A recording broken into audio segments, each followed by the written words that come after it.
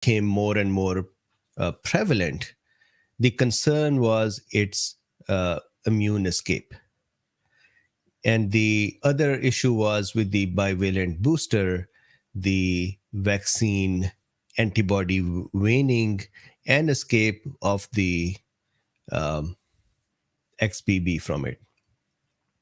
So this question was in my mind as well, that how is this booster or monovalent or bivalent, any of these, how are these handling XBB? Because there were people who had just said that XBB has escaped. This is it. This is the last one, and we're done with the vaccines. So this is a study. I think you'd like the data. I'll give you a quick summary of the data. Vaccine efficacy has ranged from 40 to 49% in all age groups, and I'll show you the actual numbers. And secondly, and this is with the bivalent booster, and that is a relative efficacy. That means compared to monovalent, the efficacy of bivalent booster was more. That was 40 to 49%. The second thing was within 2 to 3 months, the waning of the efficacy against symptomatic infection was not a lot. And because the study was done with the data in December and January, so of course some data from before that, we will know more as more months are passed. But this is the basic summary. Let's look at the data together. So this is drbeen.com. There is a link in the description if you would like to have access to Dr. Bean lectures. And this is the study.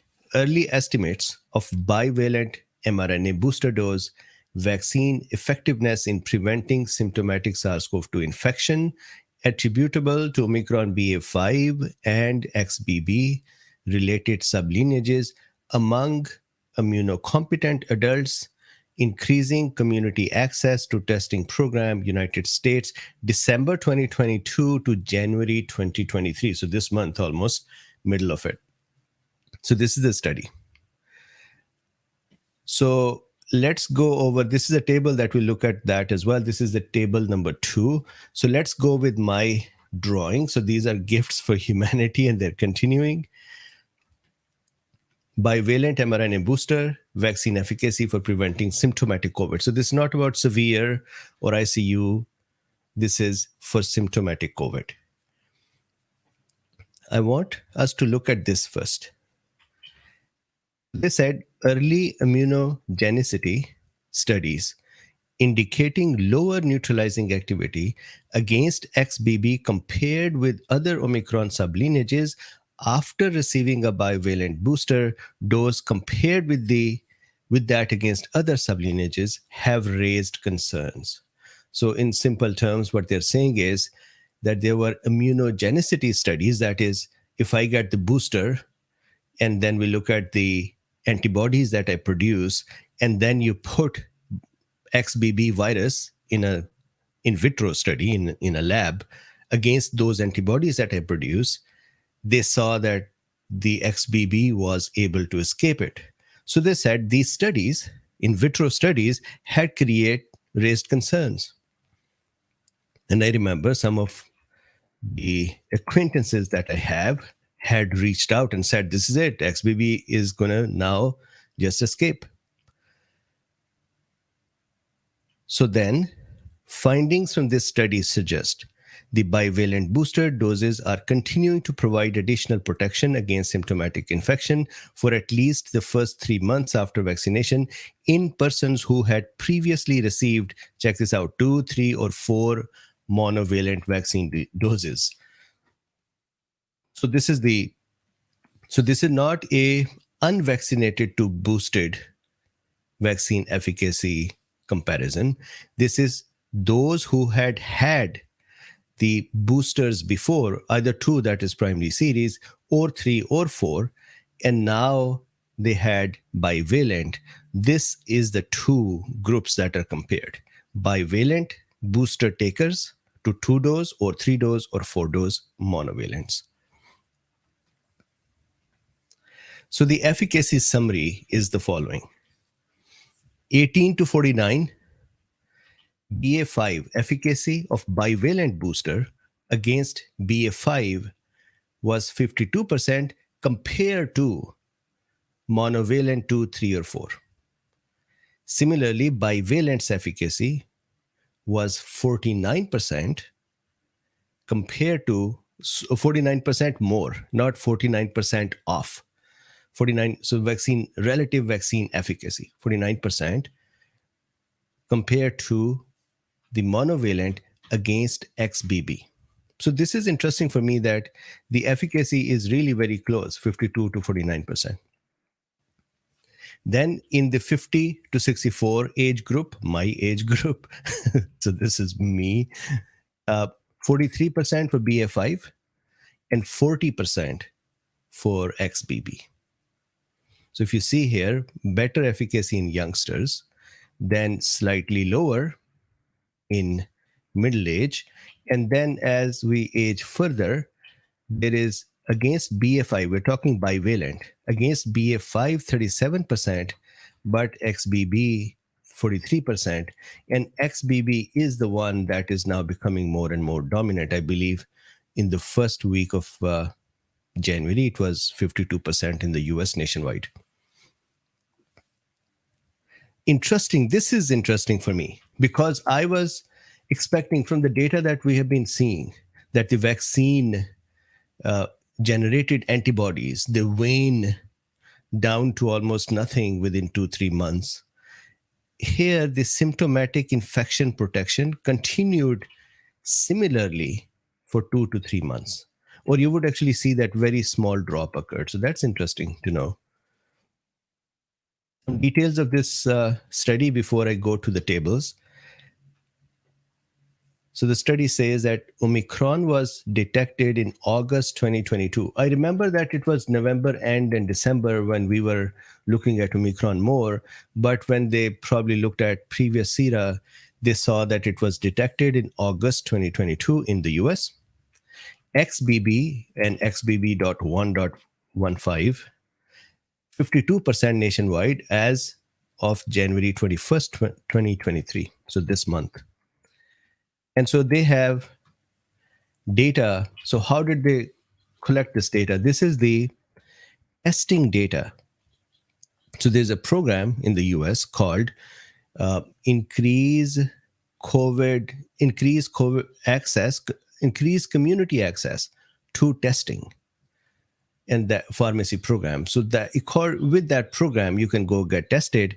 And so people who have been testing, they've been using their tests to see what kind of variant did they have. Was it XBB or was it BA.5? And secondly, they were seeing what kind of boosters did they have.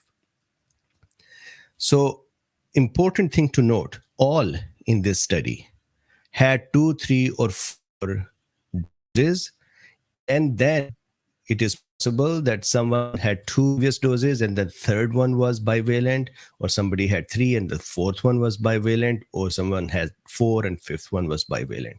But in the control group, everybody had at least 2, 3, or 4, but not the bivalent. Not control group, the comparison group.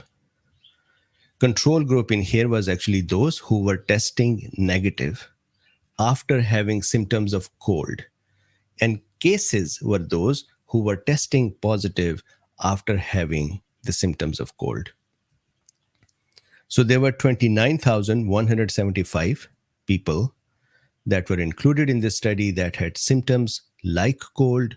Out of them, 13,648 were positive for COVID. That is 47%. That's a very interesting number, though. That common cold symptom, 47% are possibly COVID. Then, out of these that were positive, 78% had BA.5 or 10,596, and 22% had XBB, 3,052. Now, the controls who were testing negative, they were all boosted or vaccinated. 34% of the controls that were testing negative had bivalent booster. Compared to those that were testing positive, 22% had booster who had BA.5 and 21% had booster who had XBB. And again, the numbers 10,596 and 3,052. Controls who tested negative were 15,527. So the monovalent recipients were testing 45% positive, and bivalent recipients were testing 34% positive. That means they were testing less positive. That means they had more protection. So the way they worded it was they had additional protection. So vaccine efficacy was generally similar against BA.5 or XBB across all age groups. This is very important for me because the question that had been in my mind was, will XBB escape? One. And number two, will, as we get into the advanced age, will that age have lower efficacy? And they both are actually, interestingly, very similar. So vaccine efficacy was generally similar against BA.5 or XBB. So with this, let's now look at this table. It's kind of a tiny table, but let me see if I can increase the size. So here, table 2, relative vaccine effectiveness of a single bivalent mRNA COVID-19 booster received after 2 to 4 months of monovalent vaccine dose against symptomatic SARS-CoV-2 infection. By age group and S gene target status, that would differentiate between BA.5 and XBB. Increasing community access to testing program, that is the ICAT program, US December 1 to January 13. So look at this. This is the 18 to 49. And here, the total number of tested who were testing positive, or total number who were tested. Then this first column is those out of 13,921 that tested negative. So they became control, 51%. And then the remaining were testing positive. In this, if you see this row, overall efficacy, more than two weeks or more than 2 weeks since the bivalent booster. These numbers that I've highlighted are interesting. Vaccine efficacy was 52% for BA.5 and for XBB 49%. So not much different. This is very important for me to know. I'm sure that you had this curiosity as well. If you had it, this is a very interesting number. I thought that BA.5 efficacy was better, and then for XBB it would have dropped. But anyways, they're similar lineage, so that is a result. The other interesting thing is, if you see here, this is the efficacy 0 to 1 month. So if you see this row, efficacy 0 to 1 month, 18 to 49 was 51. And then 2 to 3 months later as well was 52. So it did not wane against symptomatic infection. I think this was also why, as boring the CDC and FDA meeting was, and as, anyways, you know my comment about their meeting. There was a discussion in there which a doctor raised this point that should we really bank on our decision making on immunogenicity or antibody levels? Should we not instead look at the symptoms and the outcomes clinically instead of just looking at here is how much antibody is produced? And in the past, FDA and CDC have used it both for negative or positive. For example, to say, here is immunogenicity for approving it in children, or here is immunogenicity that shows the XBB has escaped. So the question was, should we just not look at immunogenicity that much? So I thought that was a good discussion. So here, 42% and 49% in 18 to 49, 50 to 64. Efficacy overall within 3 months, that was the overall. 43% against BA.5, and 40% against XBB. So this is 50 to 64. And if once again, if you see at 0 to 1 month against BA.5, bivalent booster was 54% additionally effective. And then in 2 to 3 months, it dropped to 39, 50 to 64. Similarly, here, if you see 45 was the first month, and then it dropped to 38. Luffy's here. I'll have to open the door for him. More than 65, so 65 and plus. Overall efficacy was 37% against BA.5 and 43% against XBB. That is interesting that against XBB, the efficacy was actually better in 65 plus. And then if you look at the waning, that was also very interesting that again, BA.5, waning went from first month 55 down to 32 in 2 to 3 months versus XBB, first month 50 and then 2 to 3 months 42. So it looks like the protection was better for XBB compared to BA.5, at least in the 65 plus. So this is the discussion. I would request that if you can go ahead and read this as well, because there is more data here that they have discussed. I have highlighted some of that, but did not cover all of it. So this is the discussion. Please like, subscribe, and share. And there are links in the description if you would like to support this work. Yes, Al McGovern says, oh, I hear Luffy. Yeah, he was here a few minutes ago.